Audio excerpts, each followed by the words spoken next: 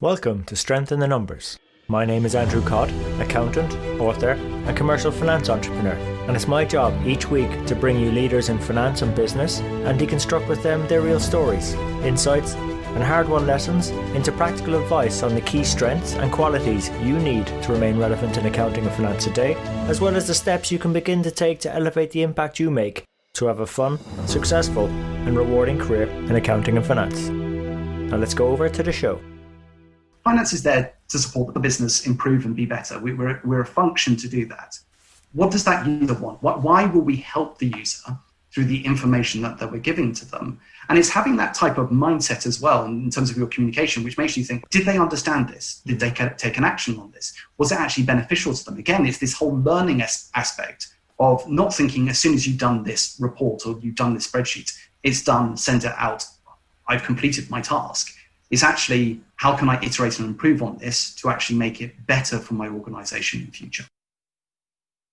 Hi everyone and welcome to this week's Strength in the Numbers.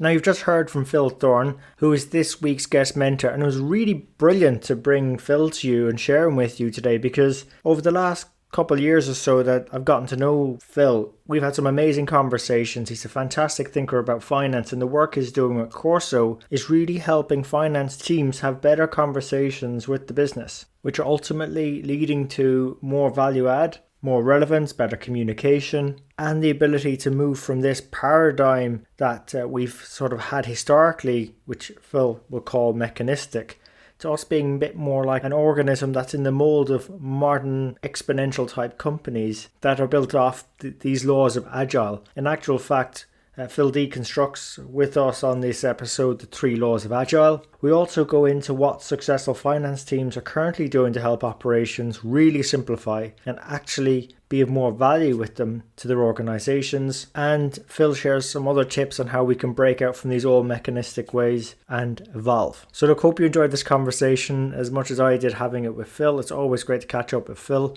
Hope that comes across on the episode. And if you're interested in understanding more about what we said, the key quotes, resources, and how to connect with Phil, you can check those out and more at SITNshow.com. And we really appreciate when you recommend the show to your colleagues and friends. You can subscribe now on all the major platforms: iTunes, Stitcher, SoundCloud, YouTube, and Spotify. And as always, thank you for investing your time with us today on the show. So that's enough from me. So without further ado, over to Phil and the show.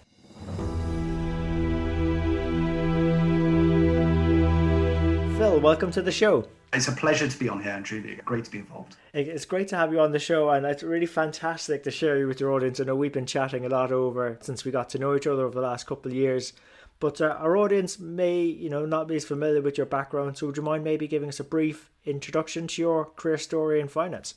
Yeah, so Andrew, you may find this a very familiar story given your rugby background, but I, like you, am a massive rugby nut, and I very quickly realised that I was never going to be a professional rugby player. I didn't have the talent or the body for it. So I decided to do the next best thing, which, like you probably, is go in and study economics and business, which I absolutely love the whole nature of understanding society, but also understanding business as well. And ultimately, what do we who've done economic and business do? We go off and either do one of 3 things. We either become consultants, become bankers, or we become accountants. And I became the second one of those things. So I worked for a big bulge bracket bank for a good part of a decade, doing some really interesting things. So I started off in credit during the financial crisis, which was an interesting time. Yeah, gotcha, I can imagine. And then I was in capital markets during the sovereign debt crisis, and then finally ended up in a mixture of corporate finance M&A, which my boss at the time called the birth, marriage, divorce, and death of companies, which I thought was a wonderful way of describing it. But I realized during that time, and I think this is one of the things that has really sort of guided me in terms of career, that there was a fundamental shift or change happening within the world and within companies at the moment. And that really piqued me to go and join Corso. So I joined Corso as part of the founding team, and we may come on to describe a little bit more about what Corso does in a bit, but really understanding that we were in a new era of how companies should run themselves and a new era of management. And I wanted to be part of that, and joining the founding team of Corso allowed me to do. And there at the moment, I cover finance and operations. So I've taken it from a position of just being a few people in a room to being the company across like 3 geographies, working with big bulge bracket firms in retail and QSR today. Thanks for that brief introduction. In terms of yourself, you were in banking and now you've Yeah. gone in effect to being one of the leaders within a business, a startup that's growing very well and even in the challenging times. I mean, is it possible to say how do you get comfortable with such a big leap and complete change in environment? I think the thing is, the only thing that constant in life is change. So you either take the position that you want to go and take that change, or you take the position of you want to be comfortable in the situation that you are in, available. And I had always been intrigued by the nature of what's changing in society and what's adapting in society, because society never stays constant. I was naturally drawn towards those things, which is why I went into that position. And I suppose, look, for some of our audience listening, and I know we have a few that do work in investment banking, we have a lot of accountants as well, but anyone looking to make that leap into leading or being on the leadership team of a startup, any sort of pearls of wisdom you can maybe share that you might have done differently or wish you'd done more of? I think that's a really interesting question, and not one that I've reflected a bit on, but not too much Yeah. on. It's just everything moves so quickly. You don't have Yeah. the ability to look back and reflect in that. That's actually a good one, actually. That is a good thing to take on board. It's that things move so quickly. Things move so quickly. Expect the unexpected. I think it's about a lot of things at the moment, which is in a startup and a scale up as we are now, volatility is the norm. So growth is the norm, and trying to pick up in what is actually happening is the norm. And you can have the best expectations of what will happen in a year's time, 2 years' time, 3 years' time. But the reality is you have to also look at what's happening in front of you and adapt to the things and the changes in front of you as well, which is very much like, actually, I think companies today, given what's happening across the whole COVID crisis, are having to act far more like startups than they ever have. Interesting. Because they're having to go from that position of 3 to 5 year plans, 12 months plans, even quarterly plans don't make sense anymore. It's all about the week to week or the month to month. What are the small goals that I can achieve today? How do I make sure that they are taking me in the right direction to succeed in future? And that's where I suppose, the training, the grounding and finance and accounting and is very useful, I find, in terms of it does equip us to help organizations make better decisions. But on the other hand, and again, this is something I think you've called out, is this sort of paradigm shift in terms of how organizations are run. Do you mind maybe sharing a bit about that with our audience? Yeah, so I think one of the things that I have certainly noticed, and I think is a growing theme in terms of society at large at the moment, is the way that we think about companies and the way that companies are being successful has dramatically changed. So if we think about the nature of the post-war company or the company even of 10, 20 years ago, it has been very mechanistic. So it is all about put in your inputs, process them, and outputs come out. And if you think about the way that finance has thought about the organization, it has been putting together these spreadsheets and put in your budgets, you expect certain things to happen, and a month after you put all this budget together, reality sets in. And the world is nothing like what you expected it to be, and no one has hit their budget directly, and if they have, it's purely by luck. And the nature of how I think people are looking at the world today is that companies aren't these robotic mechanisms, and frankly, they shouldn't treat their people like they're cogs in this robotic mechanism either. Yeah. They're more these organisms. They're more these complex networks of people coming together who collectively are driving the purpose of the customer for the organization. And this is really important to the nature of how finance thinks about the organization, how we think about where we sit within the organization, because it's not to be this sort of facilitator of the output machine. It's more to actually try and bring this adaptive agile organism driving in the right direction together. Yeah, it's for me, what images come to mind, what we've been doing over years with particularly spreadsheets, I'll go to that, is we set up these models and they work, and then maybe the person who set them up moves on to another role, and we keep using those models, that sort of input, process, output, mechanistic. That's why we have the expression, we churn out the numbers. Numbers in, output, outcomes out. It's very much like we're probably part of facilitating the old way of doing things. And how do we break out from that? So I think one of the fundamental things here is that kind of interaction with the business is passive. It's so very, if you're just creating holiday models and then sending them out to the business, I suppose it's the common question that you would ask to finance, the management report that you put together, or the exceptional report that you put together.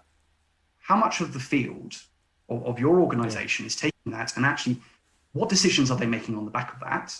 And what are you learning about the organization associated with that as well? And I think there are too few finance departments who are thinking about this holistically. They're thinking about it just in terms of, right, I'll create my model, that's my job done. But the real benefit to the organization is taking that, prioritizing that into the decisions and actions that people can take in order to best improve the business, and then using that to actually see what actions they take and learn from that. It becomes an interactive approach. And that's the biggest challenge, I think, with this mechanistic top-down approach, is that everyone thinks the decision is made when it's put in a spreadsheet. Well, actually, no, the decision is made when it's actually acted on. And it's the learning from those actions which is going to help you iterate and succeed in the future. Yeah, and I think that's why I love our conversations, Phil, is because I think when we're sharing and bouncing ideas around, we're really talking here about closing that learning loop and then feeding that forward then into the rest of the system. And it's just those loops and loops. And again, another way which comes to mind, it's a bit like probably the old assembly line at an old car manufacturer, that it's taken a lot of investment, years of emotion, physical capital, financial capital to get it set up. And to change that could be quite disruptive. And I imagine a lot of finance teams probably set their functions up that way. What sort of baby steps can we start taking to move more towards something that's a bit more of an organism as opposed to a machine? Yeah, I think actually it's not about difficulty, it's about mindset more than anything else. Okay. If I look at finance versus different departments in the organization, so I have the benefit that I can look across marketing teams, I can look at sales teams, I can look at product teams, and you look at how quickly they have adjusted to things like social media coming into the way that they interact with channels, or if you look at how quickly they've adjusted to make products hugely about user experience, how they've looked at that empirical approach to data associated with that and using the right tools. They've done that incredibly quickly. These were people who were working in spreadsheets 10 years ago or even 5 years ago. And now they're working with the right tools, which are helping them prioritize their decisions, run A/B tests, those types of things in order to actually learn what is best in their organization. And the reason that they've done that is that they saw people doing that easily, people succeeding with that, and then that gave them the social proof to actually drive that out across the rest of their organization. Yeah, actually, and when you mentioned marketing, one of my favorite quotes at the moment has just popped into my head. It's by Ted Turner. He said, "Early to bed, early to rise, work like hell and advertise." I think that's what we do in finance, is we work like hell. We work goddamn hard. Sometimes it is long old days, but I just don't think we advertise the successes we're having when we are trying to adopt this better mindset where we can actually be more valuable to the organizations. And I think that comes back probably to this idea around clarity of communication is probably maybe the next step for mindset is once we get that, how can we start advertising ourselves, what we're doing better, where we can help better? Do you have any sort of thoughts on how we can improve our clarity of communication? So I think many people in business in general are terrible communicators. And I'm sorry to say this about finance, but I think we're some of the worst of the lot. Because I know that's a harsh thing to say. The reason I believe that is because we communicate in spreadsheets, we communicate in numbers, and a lot of people don't understand those numbers. I mean, how many people have taken a management account deck or have taken a report to the field and said, okay, something like your gross margin is 200 basis points below what it should be. And the person looks back at you with this dazed expression of what does that mean? And that is one of the most important parts of what you can do within an organization is take the complexity of what you're seeing in the world. And you have the benefit of doing that because you're not running around doing hundreds of different things, keeping customers happy, thinking about supply chains, thinking all the rest of it. You're actually sitting in a part of the organization where your purpose is to provide clarity out of all this complexity that's happening there and distill it and digest it to the people who are there. So I think about your user, and we can come and talk about thinking about using the right technologies as well, because sometimes not the right technology, but it's about thinking about your user. Your user is someone in the business. Finance is there to support the business improve and be better. We're a function to do that. What does that user want? Why will we help the user? through the information that we're giving to them. And it's having that type of mindset as well in terms of your communication, which makes you think, did they understand this? Did they take an action on this? Was it actually beneficial to them? Again, it's this whole learning aspect of not thinking as soon as you've done this report or you've done this spreadsheet, it's done, send it out, I've completed my task. It's actually, how can I iterate and improve on this to actually make it better for my organization in the future? Yeah, actually, what you just said, Phil, really resonates with me. Also, at the moment, I'm reading a book. I don't know if you've come across it. It's by Cal Newport, So Good They Can't Ignore. I haven't come across that one. Well, I think he lifts it straight from a quote from the comedian Steve Martin, one of my favourite movies, Dirty Rotten Scoundrels. I like a bit of comedy around finance, keeps it nice and fun. But on a more serious angle, I think what you're touching on is really it's concerning, because I feel that there's a perception that the way generations are working up and coming through the workforce is that people are asking too much. What can I get out of society? What can I get out of life? Which is very much a taker mindset. And then you've got others where in finance we're a support service, and our role is to be able to support the business, the end users, and so on. And it's more like the way Cal Newport's describing this is being more like a craftsperson. It's figuring out how we can craft what we do to deliver something of value to an end user, putting ourselves in their shoes, talking their language, and so on.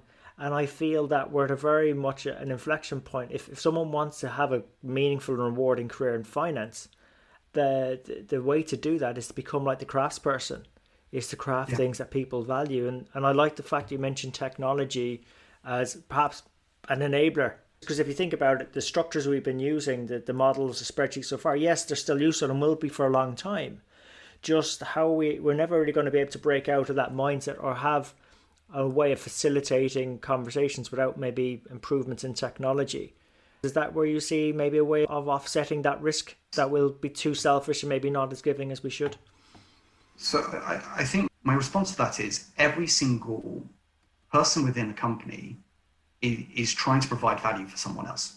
Someone in the field is trying to provide value for a customer. Someone in innovation is also trying to provide value for a customer. So there's always a role for you to provide value for someone else. There is, yeah. I'm really picking up on that word value, because that is one of the most important words that finance can think in terms of how it's interacting with the rest of the organization. How am I providing value?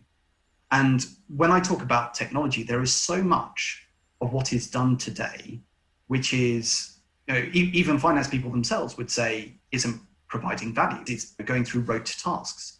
So putting together a consolidated spreadsheet, doing exception reporting. How much of your time every week are you spending doing the mundane versus inquiry in terms of going out, speaking with people in the business about what value you can bring to them?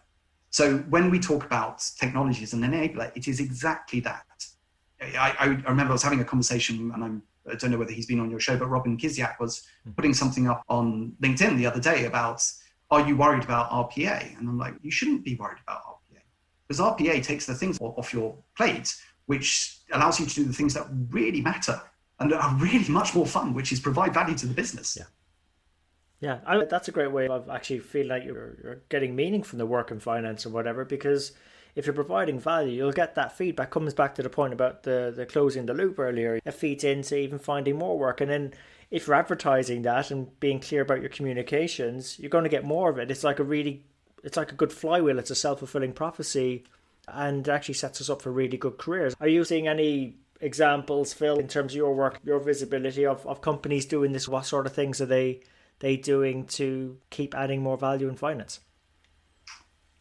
So I think those companies who we work with who are doing well are the ones who are embracing this new mindset and embracing the technology, not seeing it as something which is a threat to their jobs, but seeing it as something that actually allows them to keep relevant in the world today. Because let's be honest, if we continue to see ourselves as just number crunchers, we are no different from computers. And those computers will replace the nature of finance. You're already seeing it in a lot of the compliance activities. So the companies that I'm seeing successful today are thinking about finance as a value creator within the organization. And those finance teams are saying, okay, what needs to be different about the way that I look about my role versus what it was, say, before this wave of new technologies, before this wave of differences came in. And I think one of the big things that we're seeing, which is different, is this fact about being a business partner more than like the compliance and controls and treasury side of things. But it's also about thinking about where am I bringing value across the organization, and bringing in different areas of value other than just the financial numbers. And this is a big open question. I think one that is really important to the relevance of finance in future is finance has always been the gatekeeper controller of information within the organization, because all information, pretty much up until about 20 years ago, was financial information. That was the information that actually drove your decision making within an organization by putting together your P&L, your balance sheet, and your cash flow statement.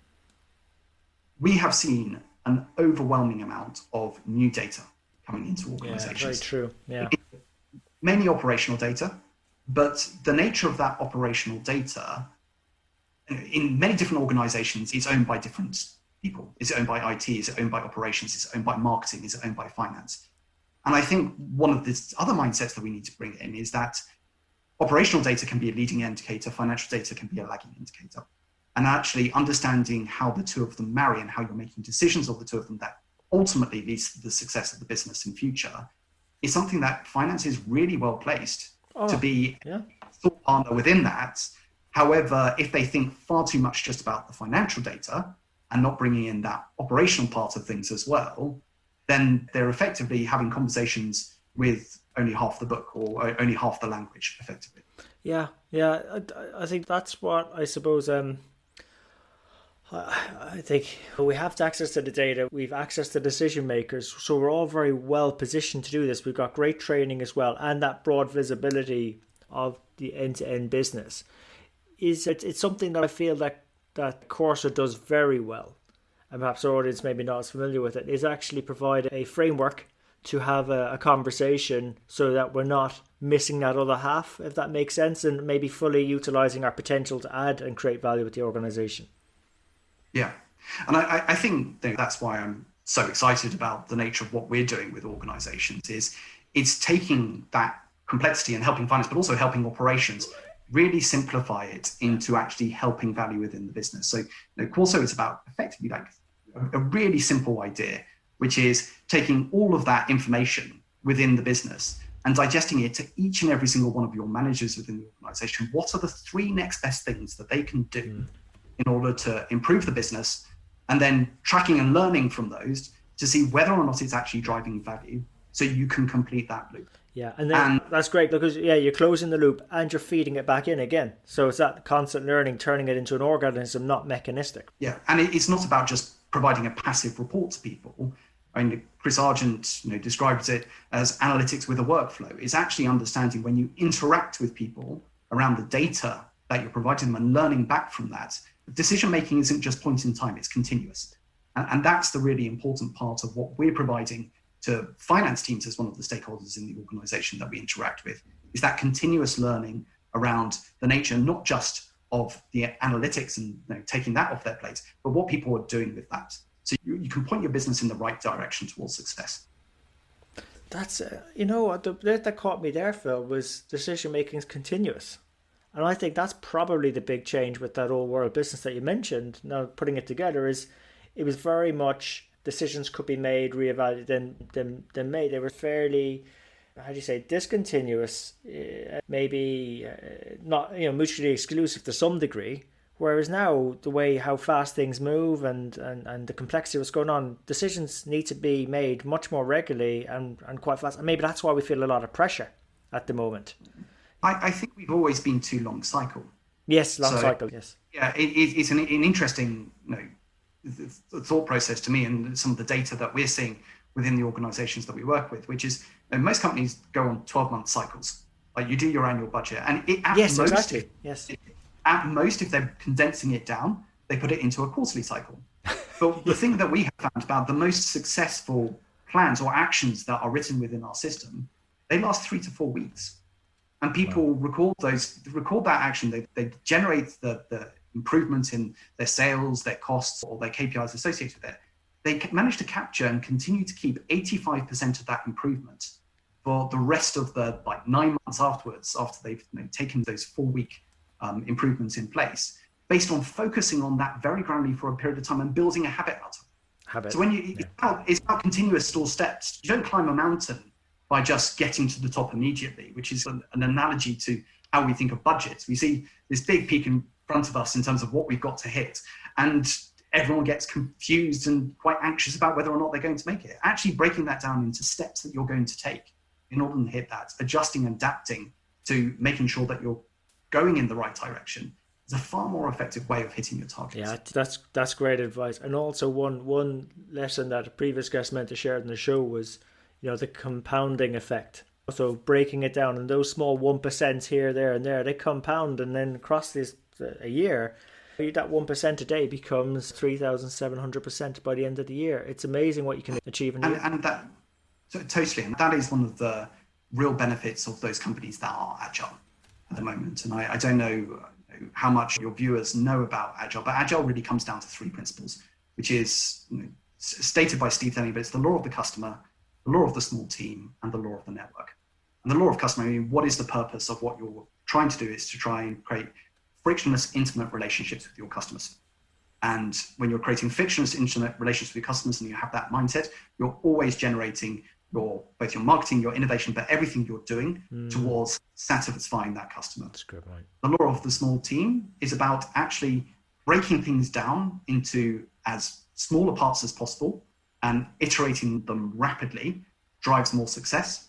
And the law of the network is about intense collaboration, bringing people together as a network rather than a mechanistic body, is what drives success. And that's why when you look at the most successful companies out there, they're all saying they're agile, because they have learned this, they have adopted this paradigm shift quicker than most others. So you look at your Amazons, your Apples, even your Facebooks, your Netflix, they are employing day by day these methodologies in order to drive business success.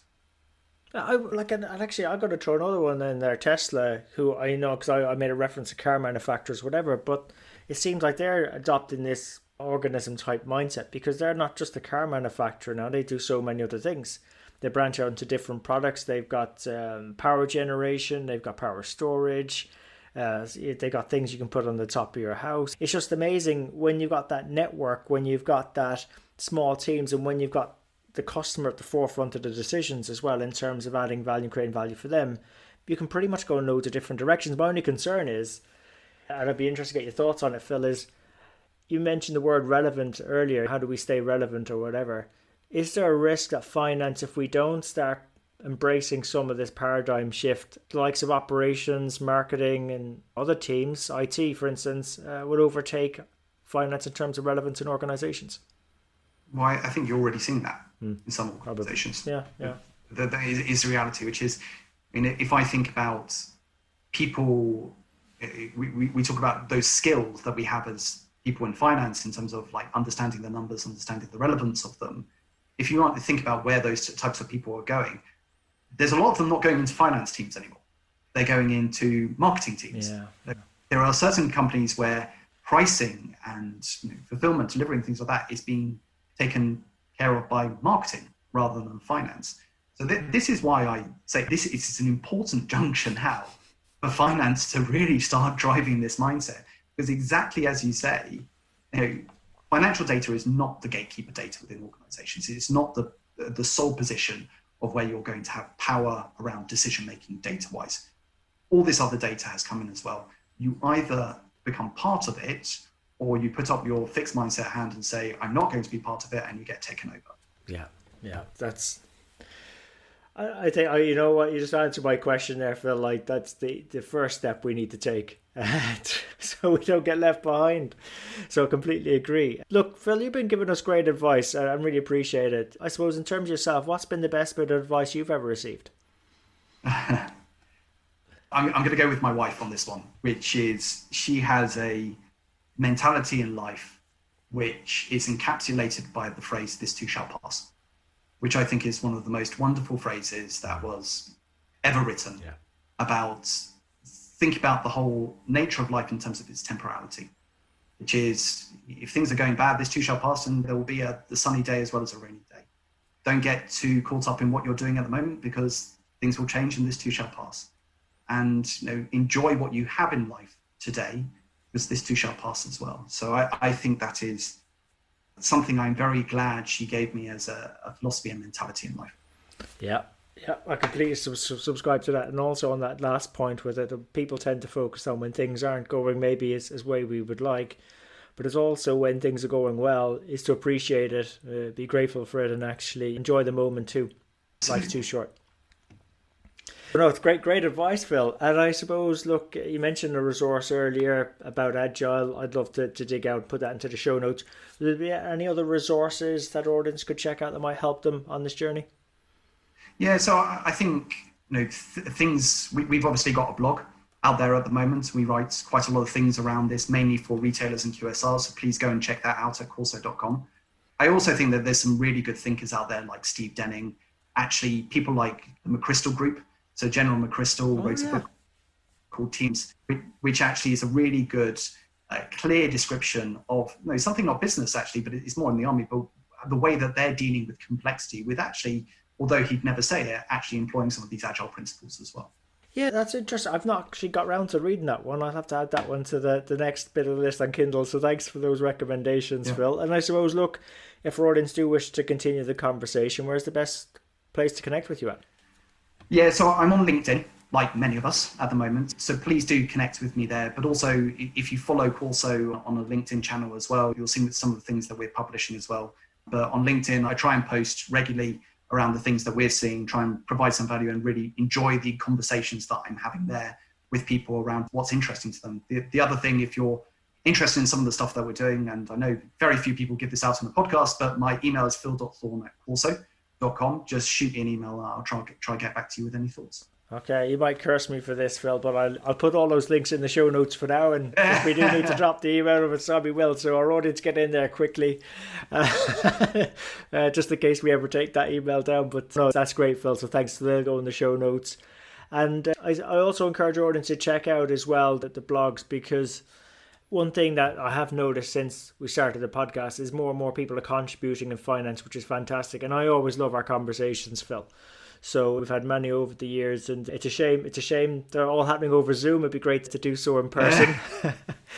I can't wait for a period where we're able to actually get together as finance communities again and actually start discussing the future, because I think for all of us it's been a very challenging time, and a lot of people have been celebrated and rewarded for how quickly that they've moved in different things. A lot of finance people who've had to generate daily updates to executives and those types of things, actually coming together, like having a drink and like sharing war stories, but also thinking about the future together will be an amazing thing to do when things clear up again. Yeah, so I'm really looking forward to that. But I suppose in the meantime, as we're wrapping up, would you have any other parting thoughts for our audience?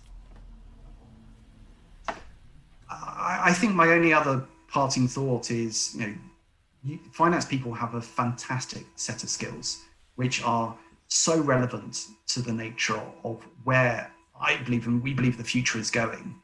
And my encouragement to them is to embrace that, have a growth mindset around that, not get too fixed up in the things that they're doing at the moment, to go out and look at new technologies, to look at new ways of working, because the only thing constant, and it's definitely the thing that's happening at the moment, is change, and you're either with it or you're against it. Yeah, that's a great way to bring the show to a finish. So Phil, thank you so much for coming on to the show today. Andrew, it's been an absolute pleasure. Thank you so much for having me on.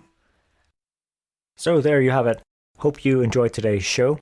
If you'd like to know more about our guests today, their bio, and follow up on the resources mentioned during the show, you can find all the relevant links and more at sitnshow.com. There you'll also be able to get access to earlier shows, read the latest blogs. There's also an opportunity to subscribe to our newsletter, which will give you heads up as to when the next show is coming out, latest events, news, and anything that's going to be relevant to help you have a fun, rewarding and successful career in finance and accounting. And just before you go, we really appreciate your feedback. If there's something we can do better on the show, something that's not working, or something you'd like to see, even a guest you'd like for us to invite onto the show, someone who you think might be able to benefit you more and also the rest of our community, please let me know. You can email me. I'm at andrew@sitnshow.com, or feel free to connect with me on LinkedIn. Just drop me a message so I know how you found me, and we can connect And really, it's our community that'll make the show. If we keep engaging and driving each other on, we'll keep on building our strength in the numbers. When all is said and done, if we can do the numbers better and finance better, we'll create more opportunities for ourselves, our friends, our families, our communities and our businesses. So until next time, have a good rest of the week, take care, and let's keep building our strength in the numbers.